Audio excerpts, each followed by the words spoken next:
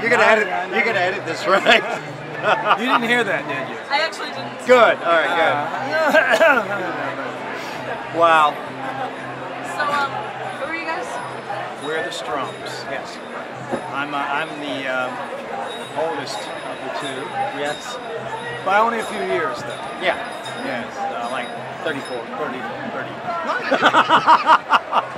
Anyway, how many years have you been here at the Maryland Ring Fair? Let's see. This is my 25th, I think. 25th. 24th. It's my 22nd. We've had a lot of changes. Yes. But I can't seem to change him, no matter what I do. I grew up, but just I got bigger. That was about it. That's about it. Still a kid. Yeah, yeah. But we have a lot of fun and play a lot of naughty songs and drinking songs. I think that's been a character development. The Strums have become sort of people who make life easier. Yeah.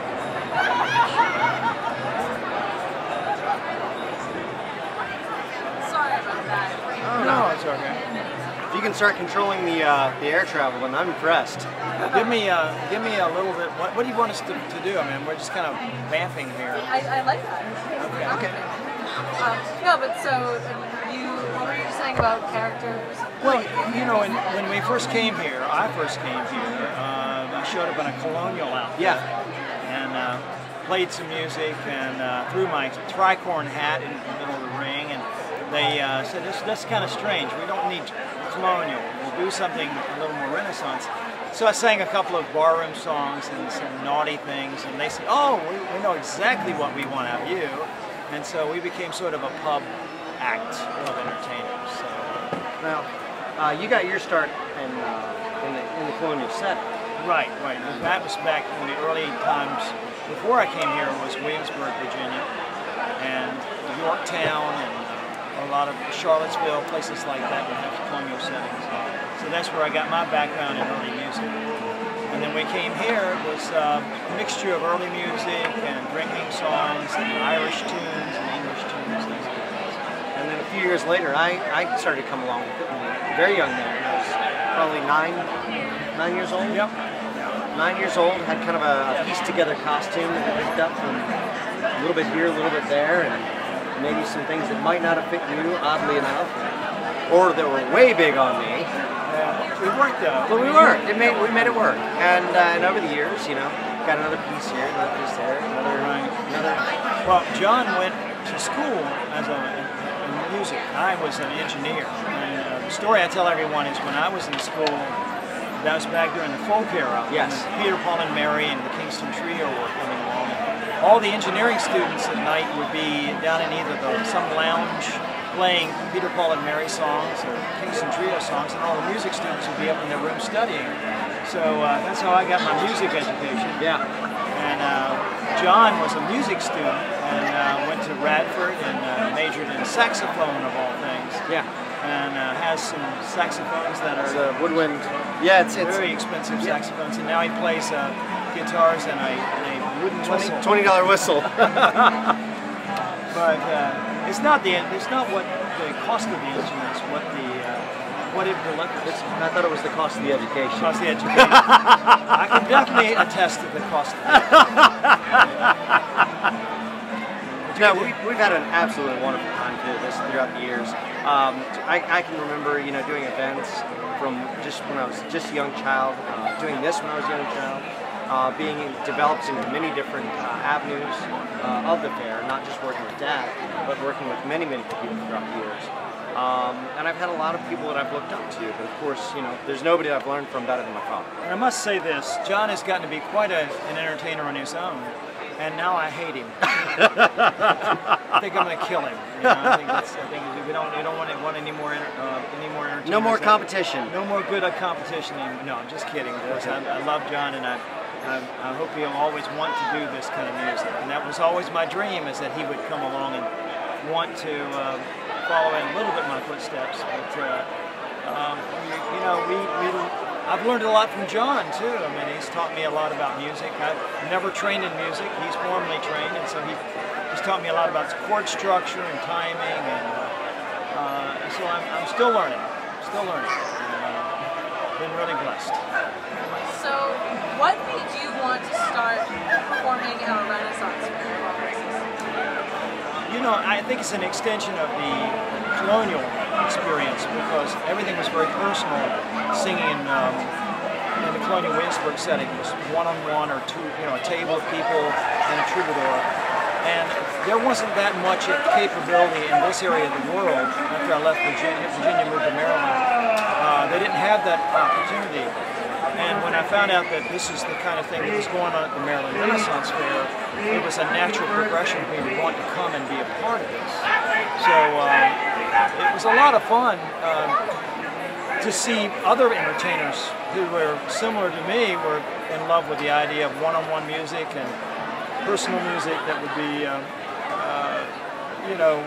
delivering something that people could take back home. And it wasn't to a huge crowd. I mean, everybody you met, you got to talk to and got to touch and that sort of thing. So, yeah, the intimacy behind the shows is one of the big draws of it.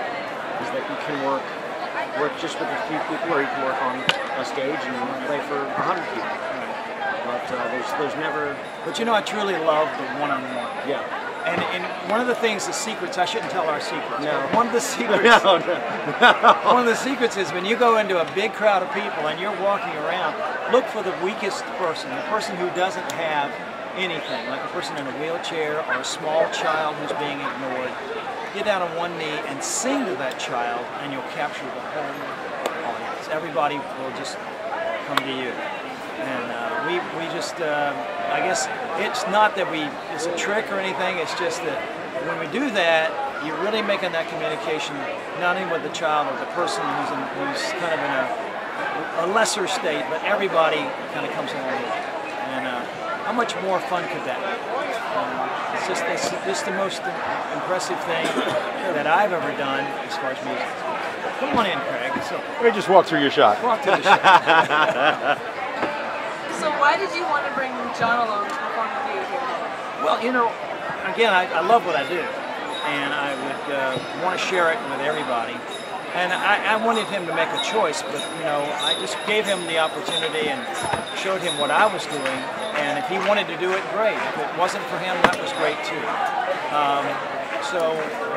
He made a choice, and it wasn't just for me. I mean, the Pirates Royale, many of the wonderful people here at the fair have become great friends with John, and they look out for him, and they look out for me, and it's a family. We're all a big family here, and so you don't turn your back on your family. So that's I guess the way it works. Right? Yes, I mean, I do have an older sister, and she had her time in music when she was younger, and enjoyed it a whole lot, but it wasn't the right thing for her. No, she's very beautiful and very smart lady, but she has other things that she loves to do, and I'm very proud of her, and I want her to be able to enjoy that life, and I would never force her to do this if she didn't want to, and we gave her the opportunity. It just wasn't her thing. It shows you that just how subtle of a difference it is, because we're very, very similar people. We're very alike in a lot of ways, and just the differences of how we've chosen to take that path of music versus not doing or entertainment. Yeah. What was it like growing up here? I don't think I'm ever going to grow up. What about you? Unique. That's about the best word for it. I've met thousands of people. That would be the best. I think that would be the right word to say. Oh yeah. From every walk of life, and people that are caring and loving, to those who are typical, that are just here on the weekend, come in and, okay, well that was a good show, and then they go home.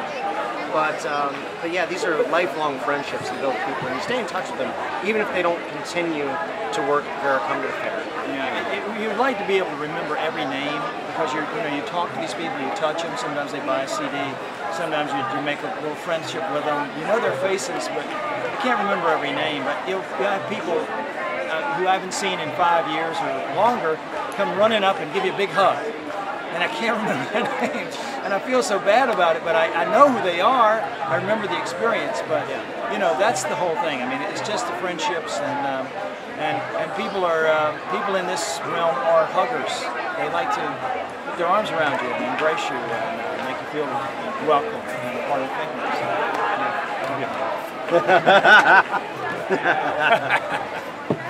So, So what's it like being here and working? If you want to come, you can come. What's it like being here and working with your dad and working with your son? I mean, I know my family works together, but I know they hate each other.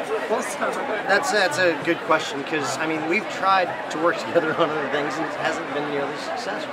I mean, we're good at working together as father and son, but it's never clicked like it has with music and with entertainment. We have a definite. There's still the hierarchy where dad is the one. He's the leader of us. You know, it's just the way the natural way of things. But when it comes down to the rest of it, you said it before. You know, we're